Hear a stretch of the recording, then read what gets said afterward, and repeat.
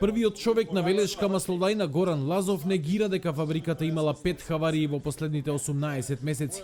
Запрашан дали честите дефекти настануваат поради застареноста на машините во фабриката, тој побара од новинарите да му ги набројат 5 хаварии за кои го прашуваат. Ако ми помогнете да ме подсетите, јас сум спремен за секоја да одговарам. Значи, негирате дека се случиле 5? Не знам, подсетите ме.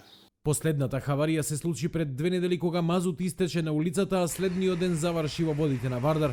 Маслодајна предизвика инцидент и лани во септември кога изби пожар во еден од силосите за сончоглед, па неколку дена поред силосот чадеше, а силна миризба се ширеше низ градот.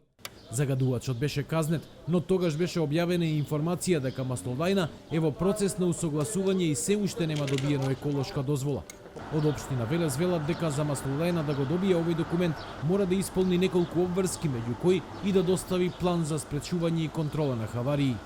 За жал, од страна на Благој Ѓорев АД тоа не е направено, односно до надлежниот орган, до градоначалникот на општина Велес, ваков ажуриран план не е доставен. Ако го разгледате стариот план во кој што се предвидени сите мерки за спречување на хаварии и вакви состојби какви што се последните, ќе видите дека овие состојби ги нема во тој план. И мислам дека сериозно менаџментот на компанијата треба овој план да го преработи и да го достави до општина Велес со цел да и тоа е услов за добивање на интегрираната еколошка дозвола.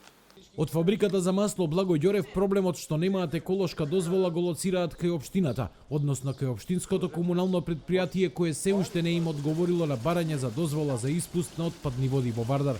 Имаме доставено барање до ЈКП Дервен, бидејќи треба да го прихвати тоа барање, да склучиме договор со нив и да почне таа постапка за добивање.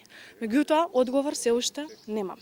За последниот инцидент со истекувањето мазут во Вардар, од Маслодајна го обвинуваат токму Дервен.